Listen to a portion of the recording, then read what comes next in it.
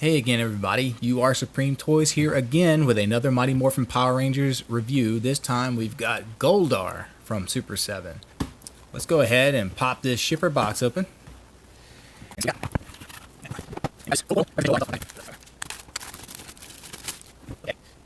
Let's do a slip reveal. Yes, GOLDAR! Rangers! Alright. Okay, where you guys... Oh man, Super 7. First impressions are very good. But, you know, we're not going to know until we get him out of the box. I love it. He looks great. So here we got a very aged photo of GOLDAR on the back of the package, as well as a bio here on the bottom. It says, GOLDAR is a general in Rita Repulsa's endless Putty Patrol army, and most powerful of the evil space aliens. He led the attack on Earth after Rita Repulsa's 10,000-year imprisonment, where he proved his might against the Power Rangers. GOLDAR shows no mercy when it comes to battling the Rangers, even proving too much for the mighty Dino Megazord at times. GOLDAR sports battle armor, giant wings, and wields a giant sword capable of bringing any opponent to their knees. He is a faithful servant to both Rita Repulsa and Lord Zed. Oh, really? Oh, yeah, GOLDAR. I'm so excited.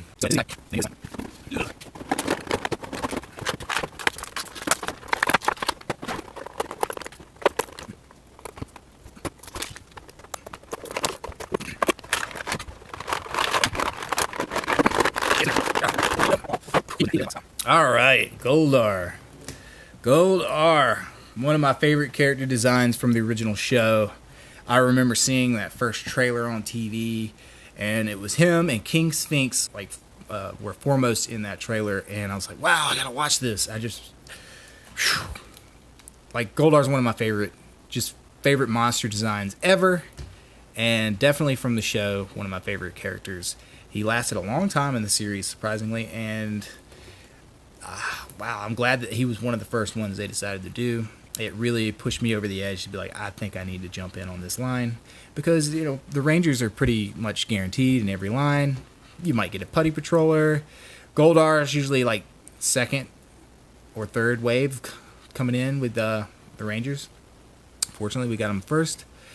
I can see a few issues already, but, you know, I'm loving this figure just from the stature alone, just so you understand just how big he is. Here's the Yellow Ranger, and here's the Green Ranger. Now, as I don't know exactly if the scale is accurate, but he's big enough that he towers over the Rangers, and that's good enough for me. Here's the Putty Patroller. I just like his scale. He's a pretty big guy. Now, I see a few issues with paint right here. There's a little slop right there along the hair and from the helmet, but, you know, other than that, I don't see a lot of issues with the paint. He's probably not as gold as you might want him to be, but I don't know. I don't care. He looks great. The head articulation, he's like, that's the one thing I noticed right here right off the bat, that neck. His head sits so high up that you could see like his neck, and it doesn't look very good. They should have, I don't know, they probably had to play with it a lot to get it to sit right. The head articulation is actually probably better than the Rangers, which is ridiculous. This little pauldrons right here are attached to the upper body, so they don't hinder the arm articulation at all. In fact, that's pretty good. That bicep swivel's good. The elbows, good. I think it has a twist. Yep, has a twist. The hinge, oh wow, he's like very clean. He's not too loose, not too tight. Right out of the package. He's got this pretty good waist bobble, which I wish they would have did, like I said, with the Putty Patroller and the Green Ranger. These side pieces right here on his hips are kind of firm, but they are not attached to, they're attached to the waist, as well as these parts right here and his little scorpion tail on the back. It's a little sloppy right there around the claw. And the flashing, I don't know what this thing is, but you know, we don't see a lot of Goldar. And look at that, look, the leg articulation is not hindered by those firm things. You've got the ball a little bit loose, so I don't know, he just, wow, just, I don't understand Super7. I don't understand, what is it you guys, y'all can get these big bulky characters that we're not used to getting anything that moves like that in this scale and with these proportions and out of whack shape, and y'all can articulate it very well, but like when it comes to like just standard characters, y'all just struggle. What is the deal with that? Just standard figures, like the articulation on this character is so well hidden. It's like you put them at a distance, like everything's painted very well. They utilize it with the design very well. I'm so excited about this. These little things on the back hinge up and down, but I can't really, oh, there they go. They turn. They were really tight. I was afraid to break them. They turn and they hinge.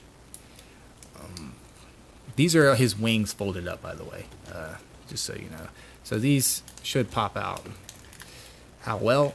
I don't know. Oh, well, not too bad. Yeah, that wasn't too bad. His head is also swappable. So this is the head I'm going to use, definitely, the screaming head and yelling head. I'm going to eat your face. I'm going to eat your face with my mouth, Bo. That's a great head sculpt. Oh, wow. He has this, like the Rangers and the Putty Patroller. I don't know why they did that. It makes it kind of difficult to swap his head. Ugh, I don't want to break it. Ugh, there we go. And just so you know, that second head is going to be really tight on that ball joint. Let's see, swap his hands. His hands come out pretty good. Yep, not too bad. Like, it just puzzles me. He's definitely going to be getting a sword, so he has so many different hands here. Let's take a gander what he's got. He's got these two claw hands, which are really good, and 4 gripping hands. He's got 2 vertical and horizontal gripping hands, so depending on how you want to display them, I'm going to probably use the horizontal. His sword actually fits pretty good. Snugs up around the top. It's loose right here on the handle, but if you pull it down towards there, it gets a nice little grip. And the hands swap out pretty good. So he has his wings folded up, and then I'd imagine everybody's going to display him with his wings folded out. And these are actually very nicely sculpted wings. I really like those. It's got the fuzz and the feathers are all sculpted nicely.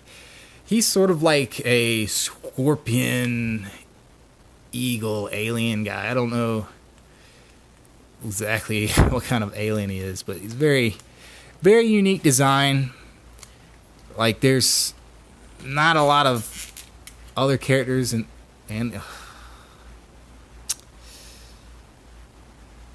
I don't understand. What? My joy just shattered to nothing. What kind of plastic is that? Look at that.